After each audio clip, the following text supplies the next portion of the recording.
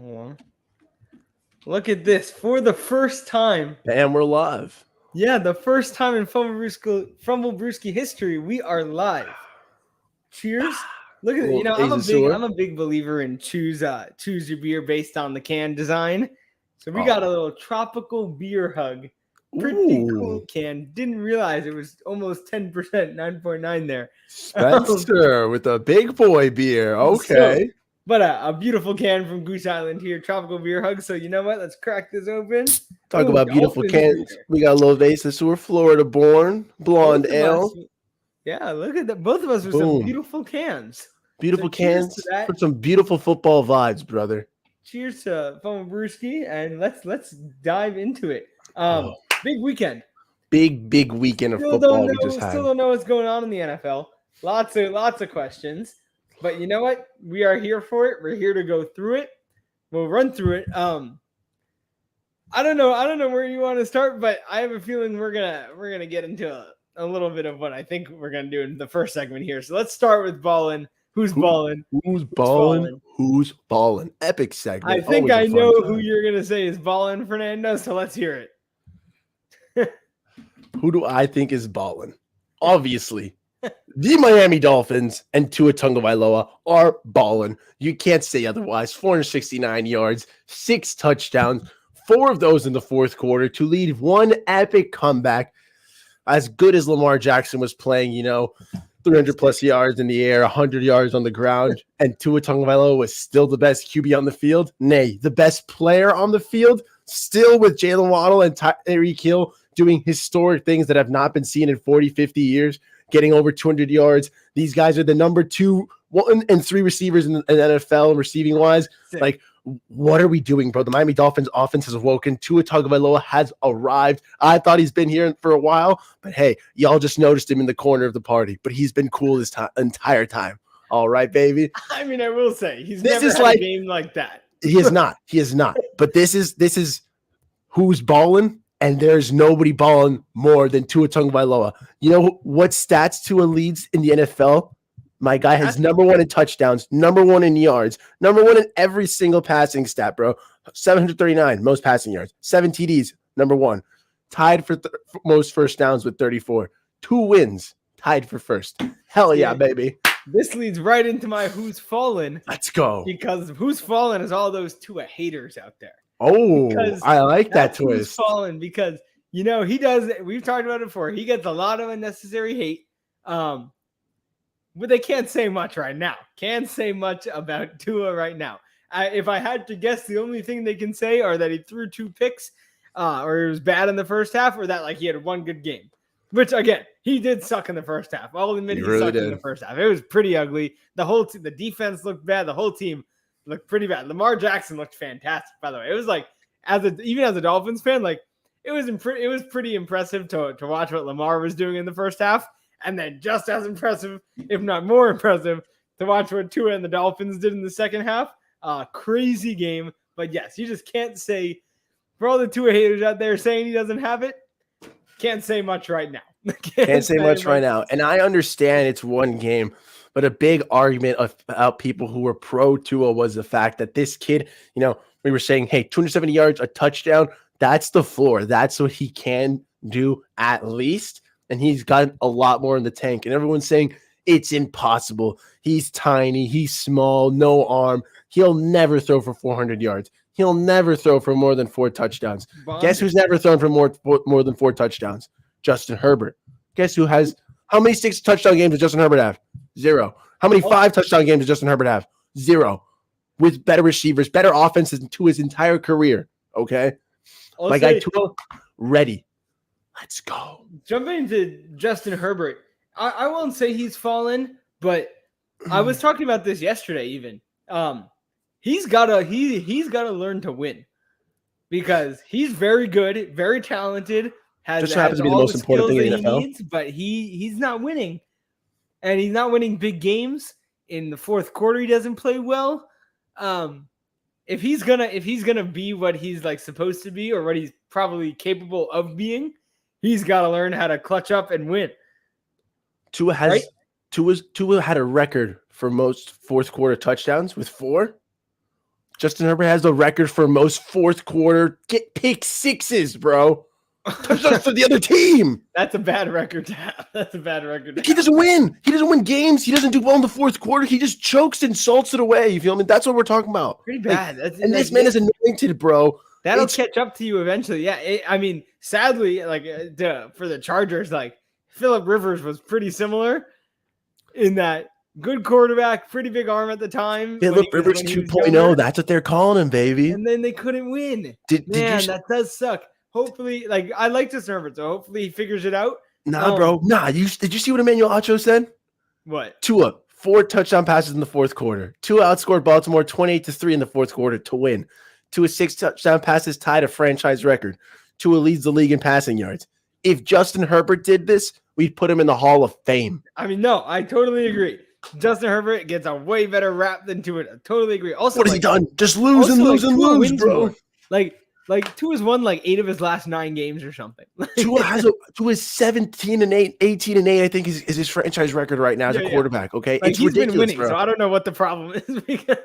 And I don't want to hear anymore that Tua can't win it, bro. That it's not him because my guy Tua won it. He balling. You know who else has fallen? The Browns. Brownie boys.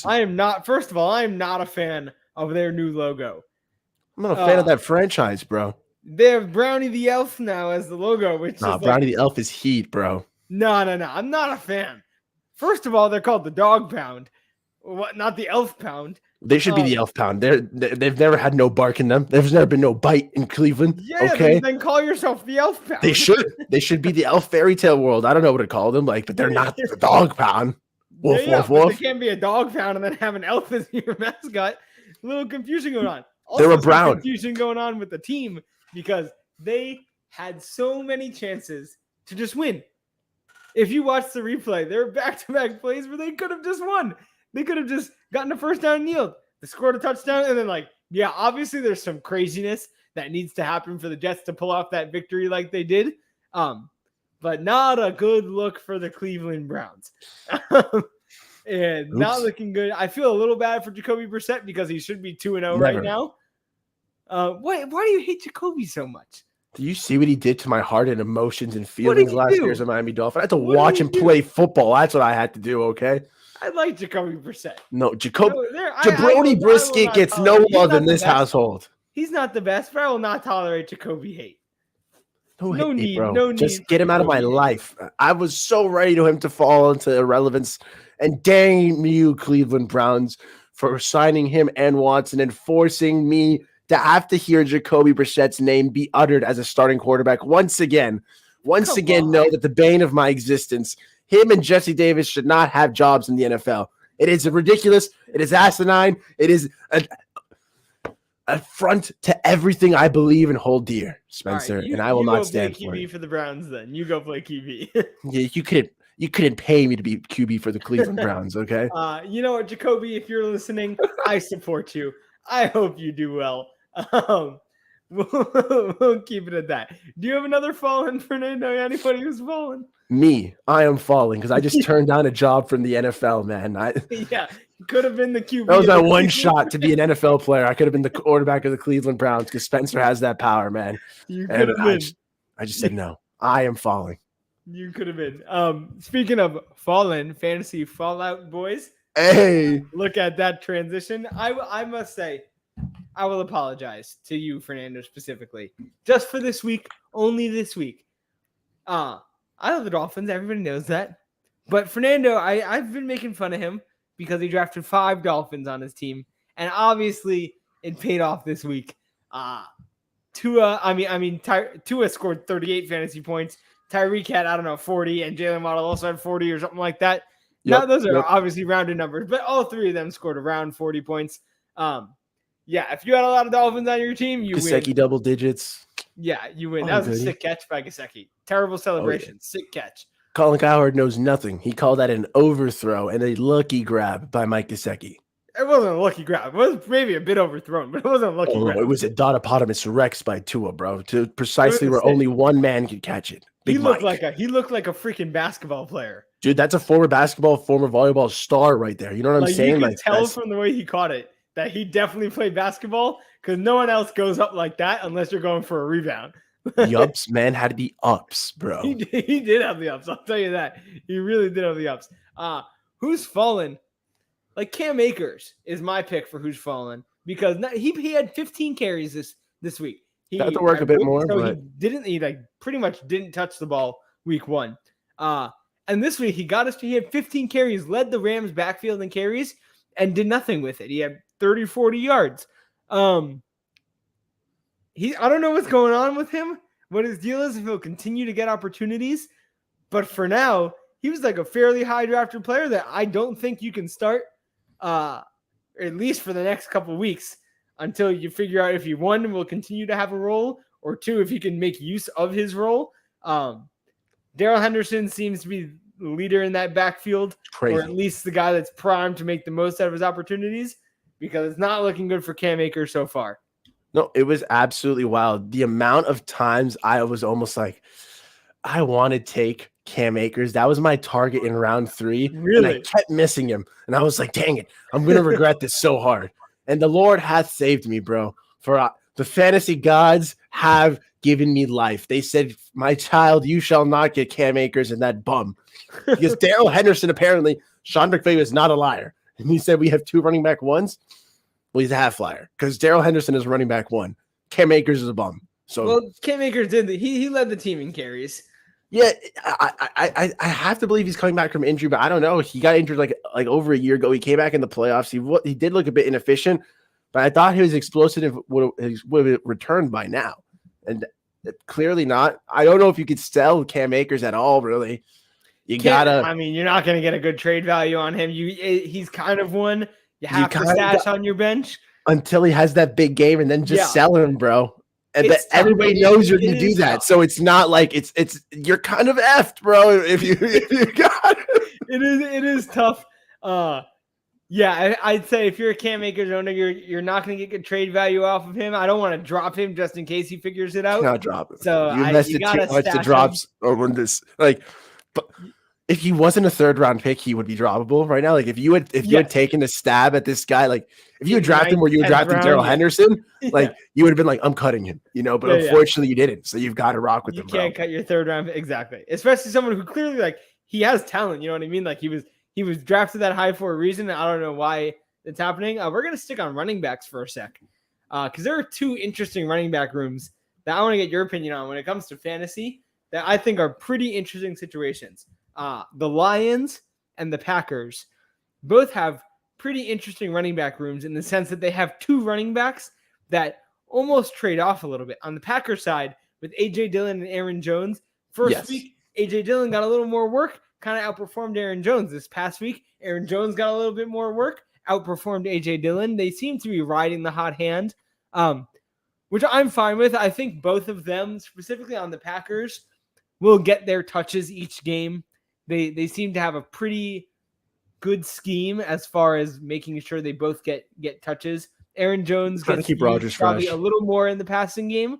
And when he has a hot hand, I'll tell you what, when Aaron Jones has a hot hand, he's a pretty good running back. He was getting 9-10 yards a carry against the Bears on Sunday night. Pretty good.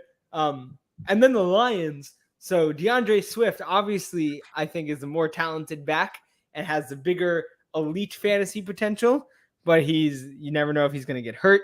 They don't give him the ball quite as much as your like true RB1. Banged up this past weekend. He's so fragile. Nah. And Jamal Williams steals a lot of touchdowns from That's where we're disagreeing over there, brother. Okay, let me hear it. I was correct. And when you said 2 backfields and you started with the Packers, I thought we were going to touch on another NFC North team in the Chicago Bears, where I do believe it's a little bit more like Green Bay Jr. in the fact that like Dave Montgomery's the better talented back and he's the Aaron Jones to that situation. But Khalil Herbert, the younger, bigger guy like A.J. Dillon, and he can take some work and they can get some reps in. And it's more hot hand. Yeah, but it's junior, it's like the light coverage because you can start both Aaron Jones and A.J. Dillon. I'm not sure if you're starting Khalil Herbert yet. You can't start him yet. But there's a chance where like both those running back situations where if either of them get hurt, the value to the other one shoots tremendously. And that goes the same for Detroit. Agreed. Jamal Williams has the capabilities of taking and usurping more workload from DeAndre Swift. He was a bit banged up with his ankle this past weekend, which is why he rolled it. So that's why I think he didn't get the full workload. He still got 16 points. He had 23 the week past. Yeah. And I think he's making the case to be the running back one of fantasy football. It's kind of crazy. Oh, of fantasy football. Yeah. And he could. I think DeAndre Swift, I think he's an elite running back. You're also getting 7 points. If you get the touchdown, then he gets into the double digits, but it's not always like it's more about he's getting those 7-8 points because of consistent workload.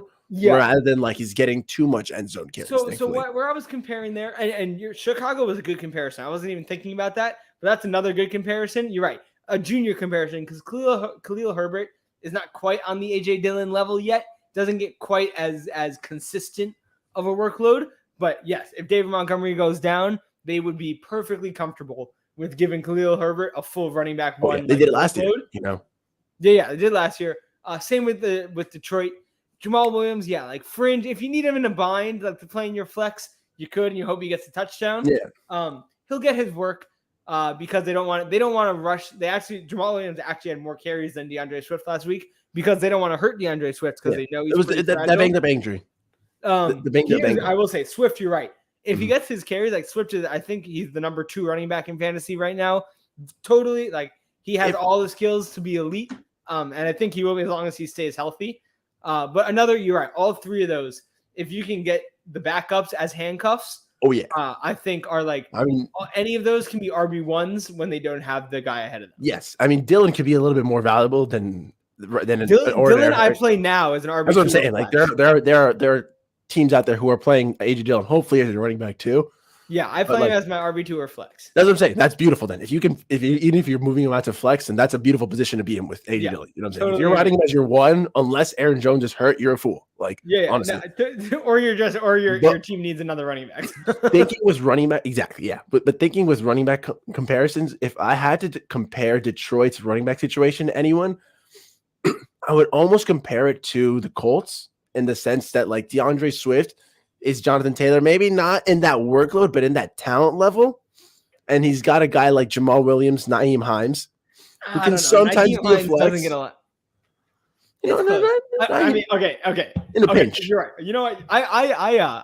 You reminded me. We got to talk about the Colts for a sec. They're garbage. Without Michael Pittman, they're useless. Yeah. Even with Michael Pittman. No, he was out last week, bro. They had a lot of hype. I know Michael Pittman was out last week.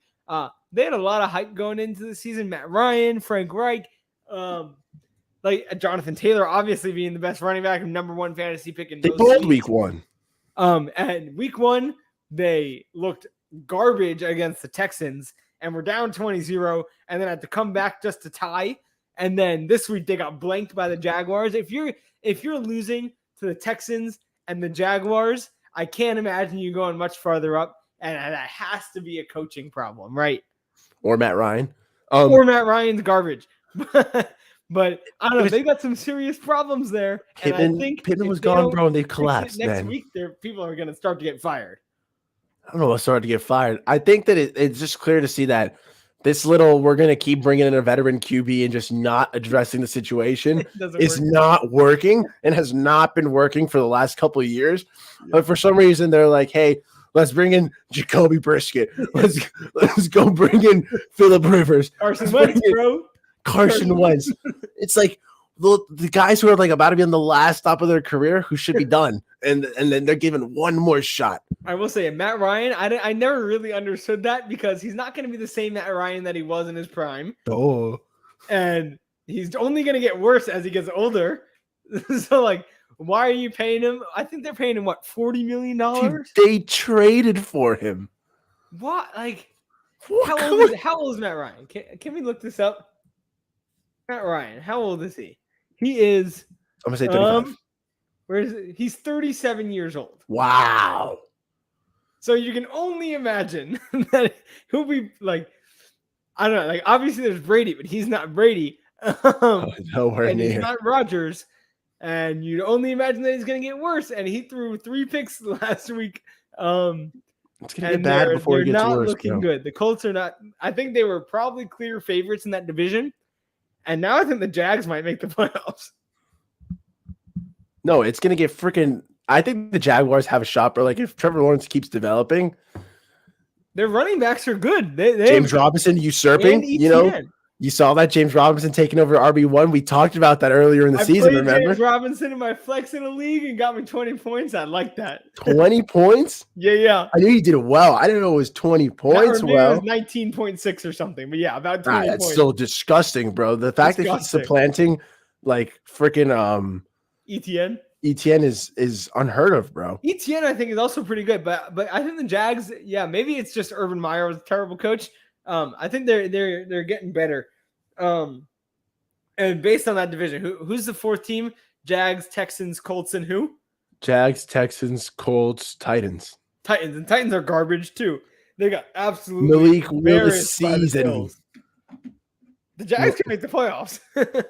Hey, there's definitely some talk about. I've heard some people talking about the Jaguars making the playoffs. Trevor Lawrence making that leap. They've got the people on defense. You know, Josh Allen, the real Josh Allen, the Jaguars. Josh Allen is balling again. You know, former first rounder from 2019, looking to be hot. And the real Josh Allen is doing better. And him and the defense can do some things. If Trevor Lawrence can wake up with those receiver weapons they've added around him, we're ready to rock. Two things. Real fast, I'm going to turn the lights on because, it's getting dark here at 6:30 and I didn't have my lights on, so I'm going to turn the lights on real fast. But as we move into primetime pick'em, first off, Josh Allen on the Bills, man, he's so good. I really hate it, but the Bills have looked almost unstoppable. It's going to be a big game for the Dolphins. Personally, obviously I don't want to say this. I think we're probably going to lose. I want to make it close. I want to make it competitive to show that the Dolphins are for real. And I don't think a loss against the Bills, if it's like a close loss in a competitive game, I don't think that hurts us at all. I think it actually helps us. We just can't get blown out. But man, they look scary. They look ready. And they look pretty dang strong. No, they look pretty dang strong. I don't know about help us, but I definitely agree. As long as we maintain competitive and two and the boys are firing on all cylinders, they're hanging tough with such a good offense, I'm okay with it. I can live with that. Head up high. Going into the season, I was hoping the Dolphins could get out of the first 4 games 2-0. I mean 2-2. Hoping. We're already 2-0. And the Bengals look very beatable right now. And we play them week 4. 3-2 after week 5. 3-2 after week 5. 3-1 after week 4. The next 7 games are relatively easy. Entering the Jets, we just got to be 2-2 so we can leave week 5 3-2 because we're not losing to New York. You know what I'm saying? Yeah. So we're not going to lose to New York. We're ready, like you said, bro. We're already 2-0. We're good to go, bud. We're chilling. I know. I'm so happy. I can't believe we won that game. Literally. I had COVID this past weekend. Yes. Cheers to that. I've been talking to a lot of Dolphins recently because I was just so pumped. I had COVID this past weekend. And I was watching the game by myself in my apartment. And I was yelling at the TV. I'm like, all of my neighbors guaranteed could hear me throughout the building. And I didn't care at all. I was jumping up and down. That was one of the craziest Dolphins games I've ever seen. Maybe that, the only other thing that came close probably was the Miami Miracle. But this game has that way more of an implication on the team, way more significant for the team. I'm excited. Okay, we're gonna go into primetime pick'em.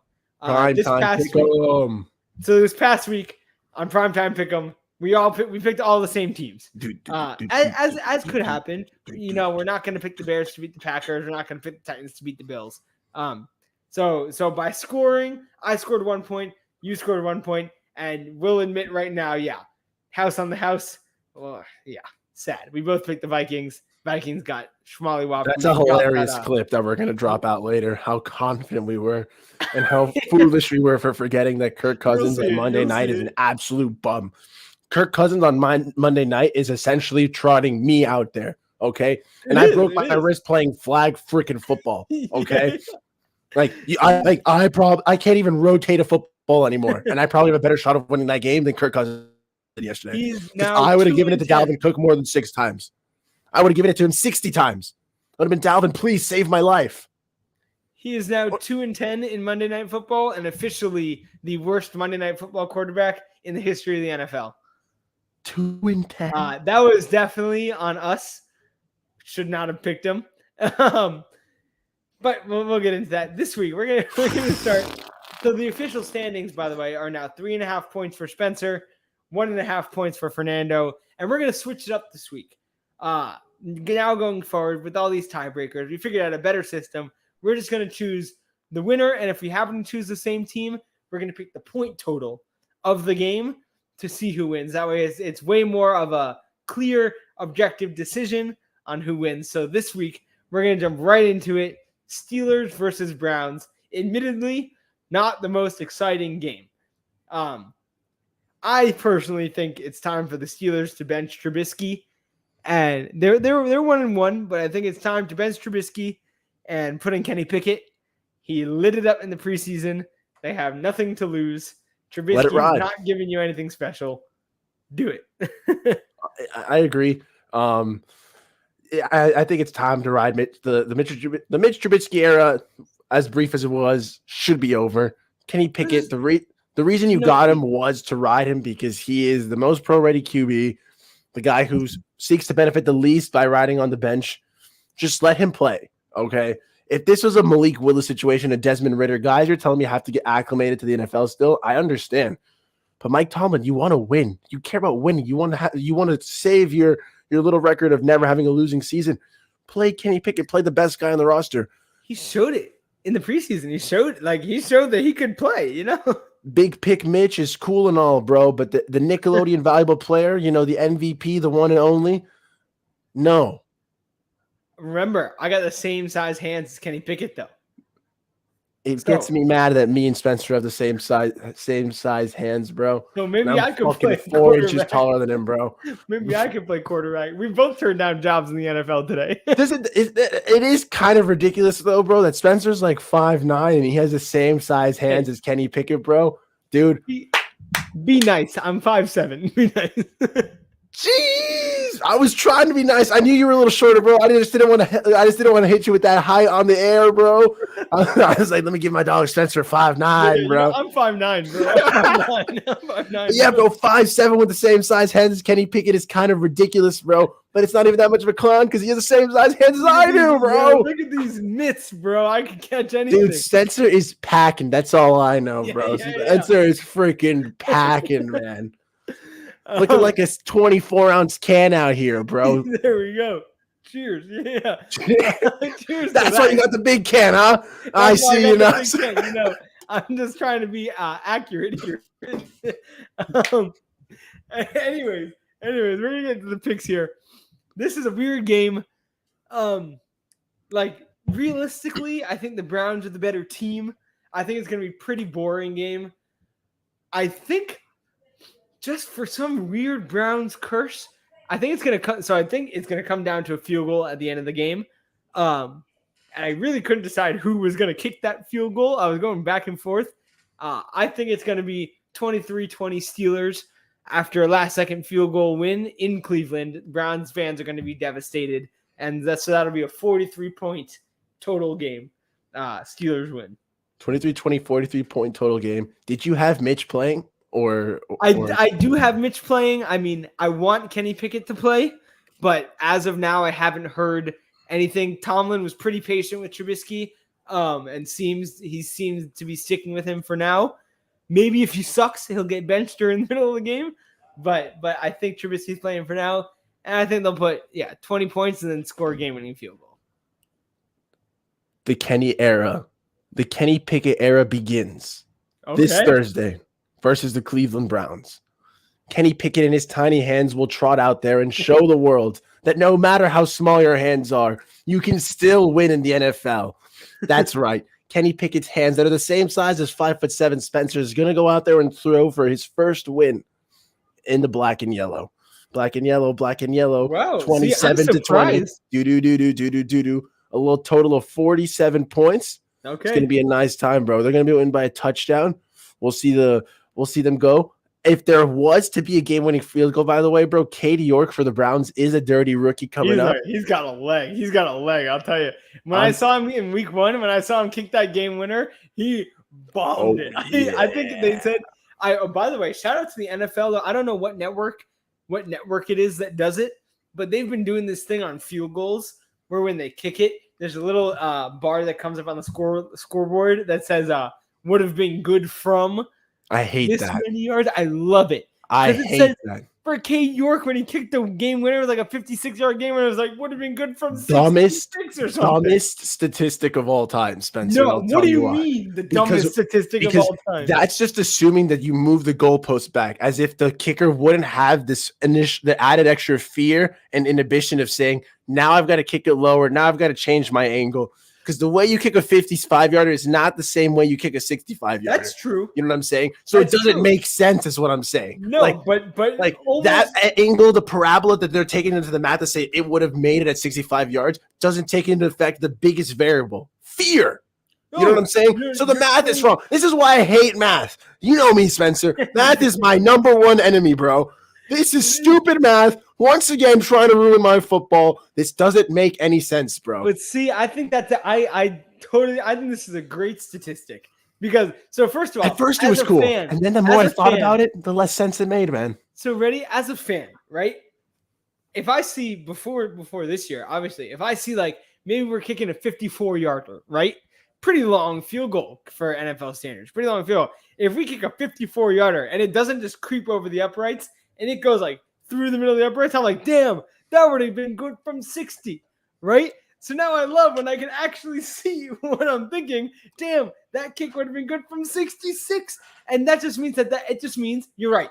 Totally different. If he was kicking a 66-yarder, situation's totally different. And both times I would tell you that. Would have been more scared. Direction could have gone, would have kicked it probably a little differently. But it means he's got the leg to boot 66 yards down the middle.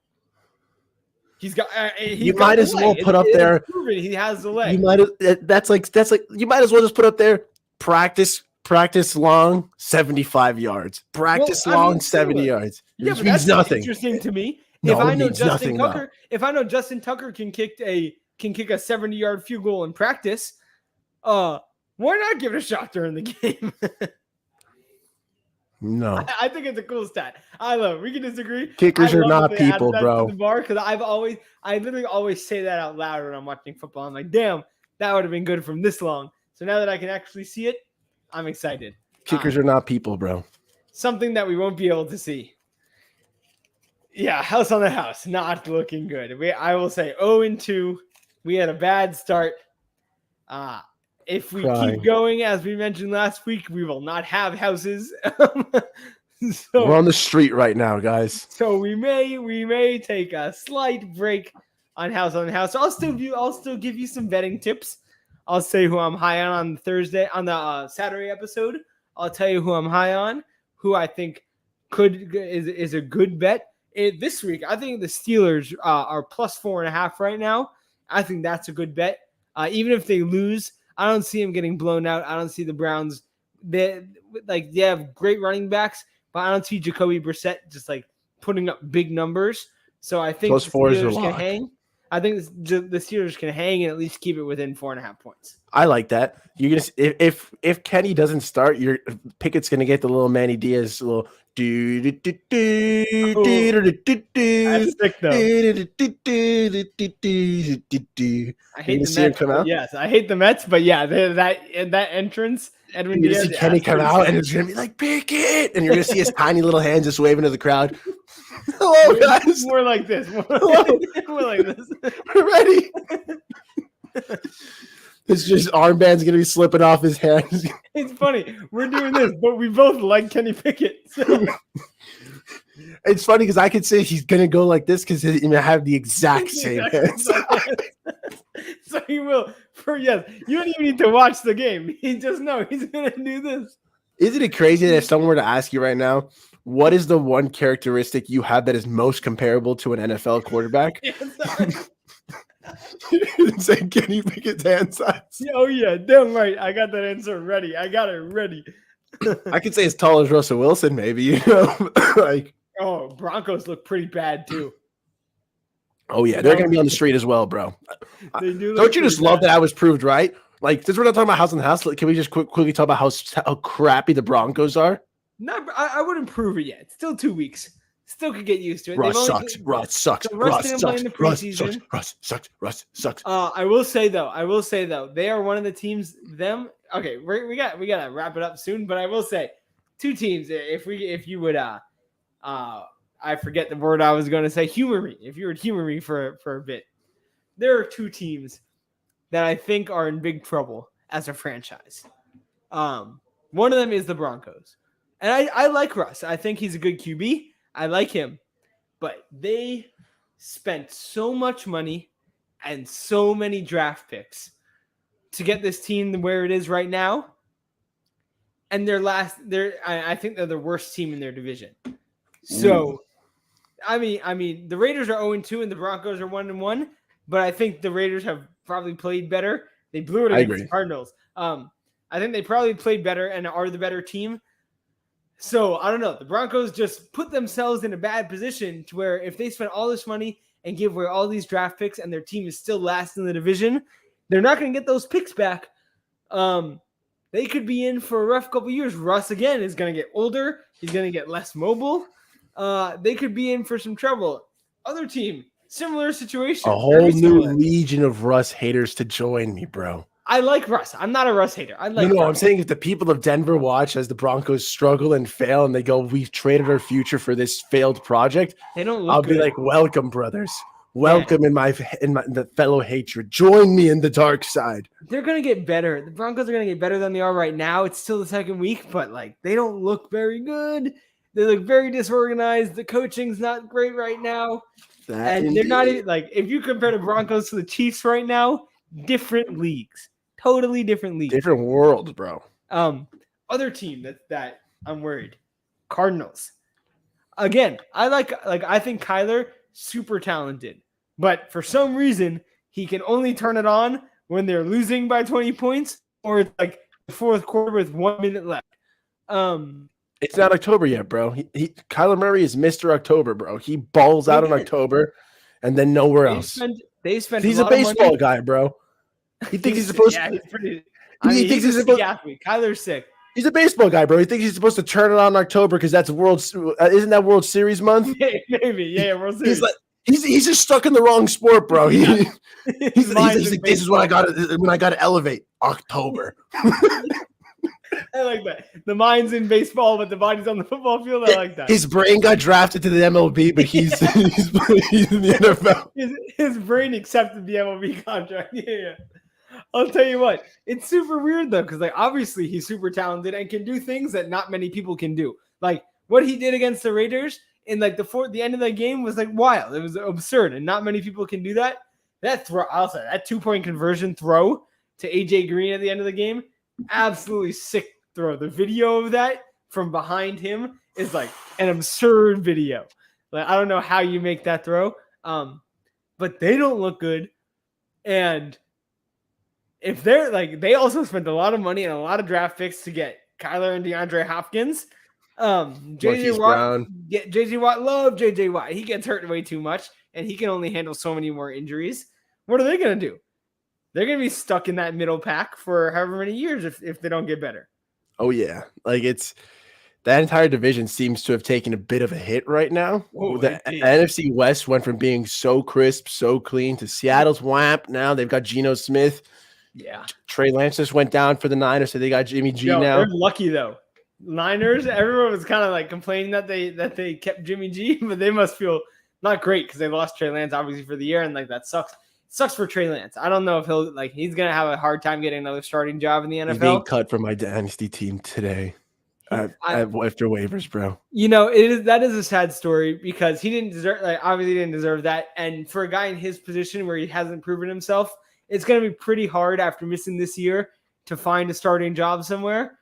I hope he does. Good luck to him. I hope he does. But, man, the 49ers it's a good thing they signed Jimmy G because they don't even lose a step going forward. They know how to play with Jimmy G. That is the entire point of signing Jimmy G. That's why they signed him. They'll pick up, I think they'll be fine. But you're right. Seahawks took a hit. Cardinals don't look very good. I mean, Rams did win the Super Bowl. Mm-hmm. Bang-a-rang. Bang-a-rang.